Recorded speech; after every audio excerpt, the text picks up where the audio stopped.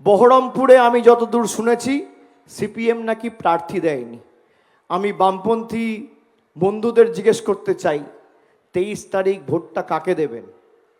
অধীর চৌধুরীকে, যার সিন্ডিকেটের দুর্নীতির গুন্ডামির সিন্ডিকেটের সূর্য যখন মধ্য গগনে ছিল, তখন যেভাবে একের পর এক সিপিএম কর্মীদের উপর অত্যাচার হয়েছিল এই জেলাতে, শিবির শেষ করে বাড়ি ফেরার সময় দুপুরে খাগড়া চৌমাথায় প্রকাশ্যে খুন হয়েছিলেন সিপিএমের তৎকালীন যুব নেতা, যার নাম ছিল দেবাশিস ঘোষাল ওরফে রান্টা।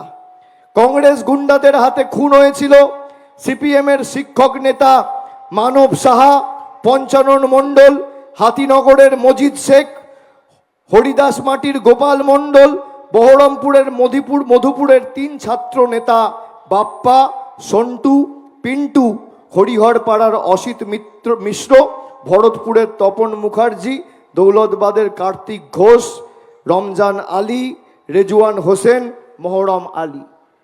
এদের কে খুন করেছিল? 23 তারিখ ভোটটা কাকে দেবেন? কাস্তে হাতুড়ি তারার প্রার্থীও দাঁড় করায়নি। আজকে যেখানে অভিষেক গেছিল সেখানে আজারউদ্দিন গেছিল। অভিষেকের সভা ফ্লপ, আজারউদ্দিনের কাছে সব লোক ঢলে নেমে গেছে। ওরা লালবাগের লোক সব আজারউদ্দিন করে পাগল। তা তাদের তো দিমাগ খারাপ হবেই। একটা কথা সে খোকাবাবুকে বলতে চাই, পিসির কোলে মাথা দিয়ে আমরা রাজনীতি করি না তোর মতন। পিসির কোলে মাথা দিয়ে রাজনীতি করছিস কর, মুর্শিদাবাদে একবার না 1000 বার আয়। এখানে মানুষের কাছে আলতু ফালতু কথা বলে কোনো লাভ হবে না, এটুকু বলতে পারি।